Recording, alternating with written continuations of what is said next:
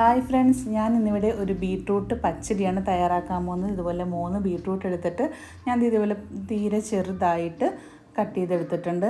നിങ്ങൾക്ക് ചോപ്പർ ഉപയോഗിച്ച് അല്ലെങ്കിൽ കൊത്തി കുഞ്ഞു കുഞ്ഞു പീസായിട്ട് ഇതേപോലെ അരിഞ്ഞെടുക്കുകയാണെങ്കിൽ പച്ചടിക്ക് നല്ല ടേസ്റ്റ് ആയിരിക്കും. ഭയങ്കര ചെറുതായിട്ട് അരിയുന്നതാണ് ഏറ്റവും നല്ലത്. ഇനി നമുക്ക് ഈ ബീട്രൂട്ട് കുക്ക് ചെയ്യാനുള്ള പാത്രത്തിലേക്ക് ഇട്ട് കൊടുക്കാം. ഞാനിവിടെ ഒരു കറിച്ചട്ടിയാണ് എടുത്തിരിക്കുന്നത്. ഇനി ഇതെല്ലാം കൂടെ ഈ കറിച്ചട്ടിയിലേക്ക് ഇട്ട് കൊടുക്കാം. ഇട്ട് കൊടുത്തതിന് ശേഷം നമുക്ക് വെള്ളമൊന്നും ആഡ് ചെയ്യേണ്ട കാര്യമില്ല. കാര്യം ബീട്രൂട്ട് ഇത്രയും ഫൈനായിട്ട് അരിഞ്ഞിട്ടുണ്ട്, ആവിയിൽ വേഗം വെന്ത് കിട്ടും. അതുകൊണ്ട് ഇനി നമുക്ക് ബാക്കി ഇതിലേക്ക് ആഡ് ചെയ്യേണ്ട എന്താണെന്ന് നമുക്ക് നോക്കാം.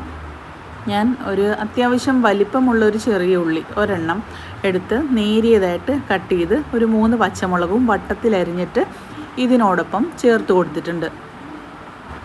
ഇനി ഇത് എല്ലാം കൂടെ സ്പൂൺ വെച്ചിട്ട് നന്നായി ഒന്ന് മിക്സ് ചെയ്ത് കൊടുക്കണം. ഈ ചെറിയ ഉള്ളിയും ഈ പച്ചമുളകും, ഈ പച്ചമുളകാണ് ഇതിൽ എരിവ് കൊടുക്കുന്നത്. അപ്പോൾ ഞാനൊരു 3 പച്ചമുളക് എടുത്തിട്ടുണ്ട്. പച്ചടി ആയതുകൊണ്ട് ഒരുപാട് എരിവിൻ്റെ ഒന്നും ആവശ്യമില്ല, ജസ്റ്റ് ഒരു കുറച്ച് എരിവ് അത്രയേ ഉള്ളൂ ആവശ്യമുള്ളൂ.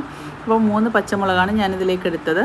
ഇനി ഇതിലേക്ക് ആവശ്യത്തിന് ഉപ്പ് നമുക്ക് വേണമെങ്കിൽ പിന്നീടാണെങ്കിലും ചേർത്ത് കൊടുക്കാം. ഇപ്പോൾ ഈ ബീട്രൂട്ടിലേക്ക് പിടിക്കാനായിട്ട് നമുക്ക് ഉപ്പ് ചേർത്ത് അതും ഒന്ന് നന്നായിട്ട് മിക്സ് ചെയ്ത് കൊടുക്കാം. നല്ലതുപോലെ എല്ലായിടത്തും എത്തത്തക്ക രീതിയിൽ നന്നായി മിക്സ് ചെയ്ത് യോജിപ്പിച്ചതിന് ശേഷം നമുക്ക് ഇത് അടുപ്പിൽ വേകാനായിട്ട് ലോ ഫ്ലെയിമിൽ വെക്കാം.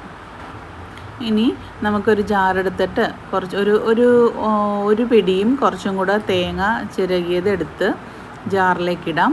പിന്നെ അതിന് ശേഷം ഒരു നുള്ള് ചെറിയ ജീരകം എടുത്തിട്ട് അതും ഈ തേങ്ങയുടെ കൂടെ ചേർത്ത് കൊടുക്കാം.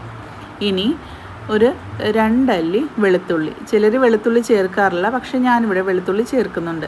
2 അല്ലി വെളുത്തുള്ളിയും പിന്നെ ഒരു ടീസ്പൂൺ മുഴുവനായിട്ടും വേണ്ട കടുകും ഇതിലേക്ക് ചേർത്തിട്ട് ഒരല്പം വെള്ളം ചേർത്ത് നല്ല പേസ്റ്റ് രൂപത്തിൽ അരിച്ചെടുക്കാം. ഇനി നമ്മൾ വേഗം വെച്ചിട്ടുള്ള ബീട്രൂട്ട് ഞാൻ ഇടയ്ക്കൊന്ന് ഇളക്കി കൊടുത്തായിരുന്നു. ഇത് വീണ്ടും തുറന്നിട്ട് ഒന്ന് ഇളക്കി കൊടുക്കുകയാണ്. ഇടയ്ക്കിടയ്ക്ക് അങ്ങനെ ഒന്ന് ഇളക്കി കൊടുക്കണം. ഇത് ആവിയിൽ, ഞാൻ പറഞ്ഞതുപോലെ ലോ ഫ്ലെയിമിൽ ആവിയിൽ ഇത് വെന്ത് കിട്ടും. ഇനി നമുക്ക് ഇതിലേക്ക് ചേർക്കാൻ ഒരു കപ്പ് തൈര് ഞാനിവിടെ കട്ടയൊക്കെ ഉടച്ച്, നിങ്ങൾക്ക് മിക്സിയിൽ അടിച്ച അല്ലെങ്കിൽ എങ്ങനെ വേണമെങ്കിലും ഫോർക്ക് ഉപയോഗിച്ച് കട്ട ഉടച്ചെടുക്കാം. ഞാൻ ഇപ്പം ബീട്രൂട്ടിൻ്റെ മൂടി തുറന്ന് നോക്കി. ഇതിപ്പോൾ ഏകദേശം നല്ലതുപോലെയൊക്കെ കുക്കായിട്ടുണ്ട്. ഇനി നല്ലതുപോലെ ഒന്ന് ഇളക്കി കൊടുക്കാം.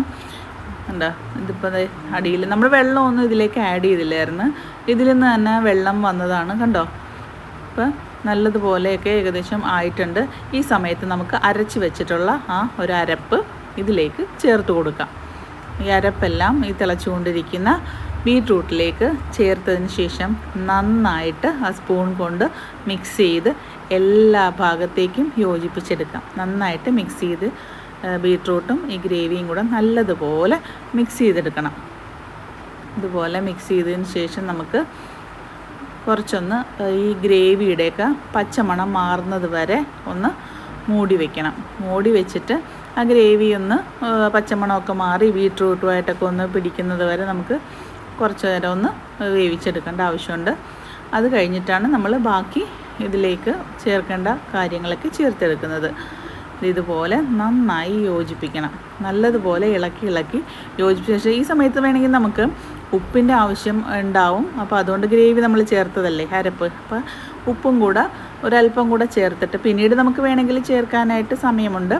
ഞാനിത് ഇപ്പോൾ ചേർക്കുകയാണ്. ചേർത്ത് നന്നായിട്ട് ഇളക്കിയിട്ട് കുറച്ച് നേരം ഒന്ന് നമുക്ക് മൂടി വെച്ചിട്ട് ഒരു 5 മിനിറ്റ്, ഒരു 7 മിനിറ്റൊക്കെ മാക്സിമം മതിയാവും. അപ്പോഴേക്കും ഇതൊന്ന് ആയി കിട്ടും. ഇപ്പോൾ ഒരു 7 മിനിറ്റൊക്കെ കഴിഞ്ഞിട്ടുണ്ട്. ഇതിപ്പം നമുക്ക് നമ്മൾ കട്ടയൊക്കെ ഉടച്ച് വെച്ചിട്ടുള്ള തൈര് കുറേശ്ശെയായിട്ട് ഇതിലേക്ക് ചേർത്ത് നല്ലതുപോലെ മിക്സ് ചെയ്ത് കൊടുക്കാം. ഈ തൈര് ചേർക്കുന്നതിന് മുൻപ് നമുക്ക് അതിൻ്റെ തീ ഓഫ് ചെയ്യണം. ഞാനിവിടെ തീയൊക്കെ ഓഫ് ചെയ്തതിന് ശേഷമാണ് ഞാൻ ഈ തൈര് ചേർത്ത് കൊടുത്തിട്ടുള്ളത്. തീ കത്തിക്കൊണ്ടിരിക്കുമ്പോൾ അത് ചേർക്കണ്ട. ഇത് കുറേശ്ശെ ഇതേപോലെ നമ്മൾ ചേർക്കാനുള്ളത് മുഴുവൻ ചേർത്ത് നന്നായിട്ട് മിക്സ് ചെയ്യുക. ഇപ്പം നമ്മൾ തീ കത്തിച്ചിട്ടില്ല, അത് പ്രത്യേകം ഓർക്കണം. ഓഫാക്കി വെച്ചേക്കുകയാണ്. ഇതെല്ലാം കൊണ്ട് നന്നായിട്ട് ഞാൻ മിക്സ് ചെയ്തിട്ടുണ്ട്. ഇനി നമുക്കിതിലേക്ക് താളിച്ചിടണം. ഉള്ളിയും ഉണക്കമുളകും കറിവേപ്പിലയും ഇവിടെ ഇതുപോലെ എടുത്തിട്ട് ഇത് ഓരോന്നായിട്ട് എണ്ണയിലിട്ട് കടുകും എല്ലാം പൊട്ടിച്ചതിന് ശേഷം നമുക്ക് താളിച്ച് ഈ പച്ചടിയിലേക്ക് ചേർക്കണം. അപ്പോൾ ആ താളിപ്പിൻ്റെ ഒരു ടേസ്റ്റും കൂടെ ആകുമ്പോൾ ഒരു പ്രത്യേക ഫ്ലേവറും ടേസ്റ്റും കൂടും. പിന്നെ നമുക്ക് എണ്ണ നമ്മുടെ ചൂടായിട്ടുണ്ട്. ഞാൻ കടുക് ഇട്ട് കൊടുത്തിട്ടുണ്ട്.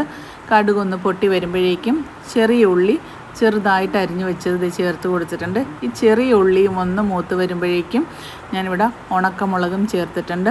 ഇനി ഉണക്കമുളക് ഇട്ട ഉടനെ തന്നെ നമുക്ക് കറിവേപ്പില ഇടാം. എല്ലാം ഒന്ന് മിക്സ് ചെയ്തതിന് ശേഷം നമ്മുടെ പാകമായിരിക്കുന്ന ബീട്രൂട്ടിൻ്റെ കൂട്ടിലേക്ക് ഈ താളിച്ചത് ചേർത്ത് കൊടുക്കാം. ഇനി പതുക്കെ ഒന്ന് ഇളക്കി യോജിപ്പിച്ചെടുക്കാം. വളരെ ടേസ്റ്റി ആയിട്ടുള്ള ബീട്രൂട്ട് പച്ചടിയാണ് ഇവിടെ തയ്യാറാക്കിയിരിക്കുന്നത്. എല്ലാവരും ഇത് ട്രൈ ചെയ്ത് നോക്കണം. എല്ലാവർക്കും ഇത് തീർച്ചയായിട്ടും ഇഷ്ടപ്പെടും. വലിയ ബുദ്ധിമുട്ടുള്ള പണിയൊന്നുമല്ല, എന്നാൽ നല്ലൊരു കറി നമുക്ക് തയ്യാറാക്കി കിട്ടും. ലൈക്ക് ചെയ്യാനും ഷെയർ ചെയ്യാനും സബ്സ്ക്രൈബ് ചെയ്യാനും മറക്കല്ലേ.